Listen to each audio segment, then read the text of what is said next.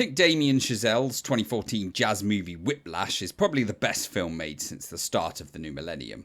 There are a bunch of others: The Dark Knight, Gladiator, No Country for Old Men, Hero, Lost in Translation and so on, but if I had to pick the absolute best in terms of writing, filming and performances, then Whiplash would be my pick.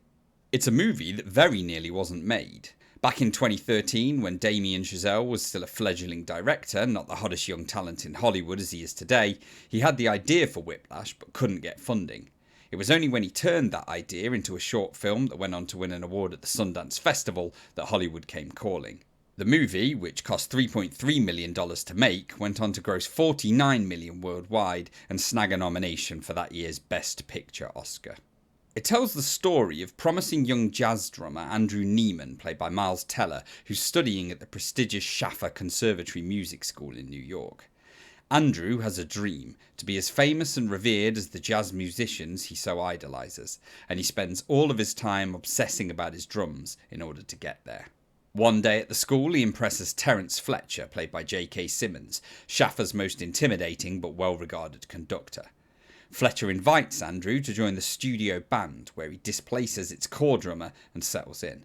But he soon learns that there's a darker side to Fletcher, a physically and emotionally abusive side that demands nothing but perfection from his students.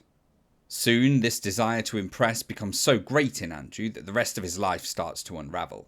But can he hold on to himself while still following his dream, or will the pressures of trying to be the best send him into one spiral too many? If ever there was a film that proved the subject matter of your story has no impact on how much tension and drama you can squeeze out of it, Whiplash is that film. I never want to hear again that Hollywood has no choice but to go for the blockbusters, because Whiplash shows that you could make a film about absolutely anything, and as long as your scriptwriting chops are where they need to be, as Damien Chazelle's clearly are, then even something as niche as jazz drumming can be absolutely gripping. Gripping is definitely the word here. Whiplash is one of the tensest movies you'll ever watch, and it's all down to a single brilliantly written character in the shape of Simmons as Terence Fletcher. From the minute he appears on the screen, bathed in shadow and dressed in Darth Vader black, his muscles bursting out of his t-shirt and a brooding, judgmental look on his face, it's clear that Fletcher's a dangerous presence. As we get to know him better and the fits of abuse keep coming, the tension only ratchets up, leaving the audience so off-kilter that they have no idea what he'll do next. Something as simple as a conversation in a corridor could turn into a violent confrontation. It's all natural, feels real, and is the stuff that true drama's made of. All of this is brought to life so well too. We're never told what characters are like, we see them acting that way in carefully chosen, economically written scenes. Nobody tells us Fletcher's intimidating, we see it in the way the band members cringe when he bursts into a room. Andrew's dad doesn't tell us that he lacks confidence. It's clear when Andrew tries to chat up his future girlfriend in the cinema lobby. Moments like this are strung throughout the movie, and they're executed on a level that even the best movie writers struggle to match.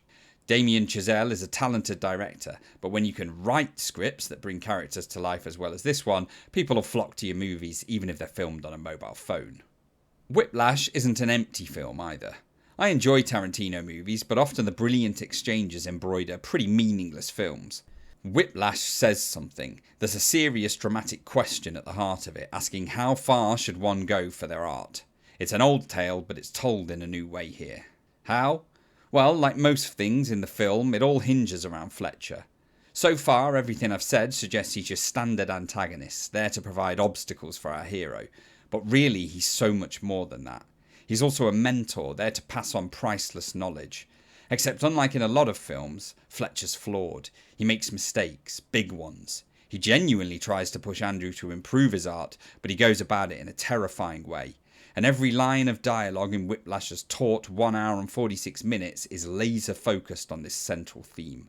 In the end, there's no answer given, no pithy conclusion for the audience to take away. You're left just thinking. And how much more interesting is it to come away from a film with questions rather than answers? It's hard to do justice to all the good in Whiplash in a short video like this. The film sounds incredible. The music here has so much kinetic energy and is brought to life with such force that you can't help but tap along. The editing is incredible too. In fact, Tom Cross won the Oscar for Best Editing for his work on Whiplash, and it's easy to see why. The movie swings between periods of rapid cutting and slower rolling scenes, all mirroring the jazz music we're hearing. It feels purposeful and propels the drama forward. An example?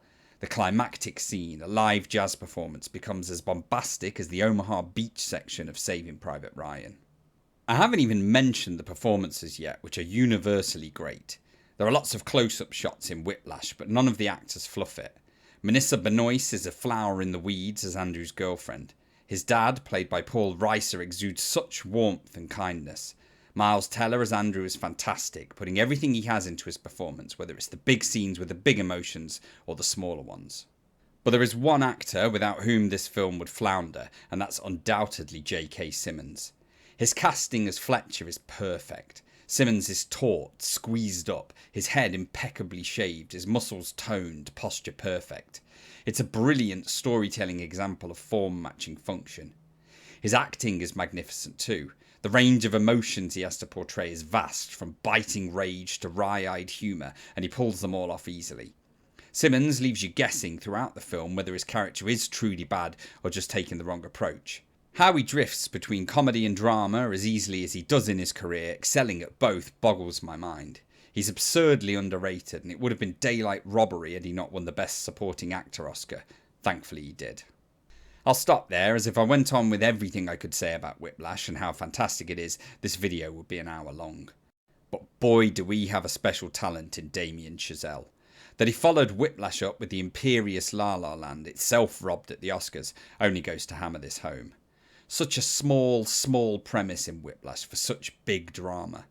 In some ways, I'd love to see what Chazelle can do with something bigger, something Nolan-esque, Villeneuve, but maybe that would be wrong. If Chazelle can make films as good as Whiplash, small, intimate and absolutely brilliant, all we need to do as an audience is sit and wait for what he serves up next. Anyway, nothing more to say. This is Movie Mavericks signing out.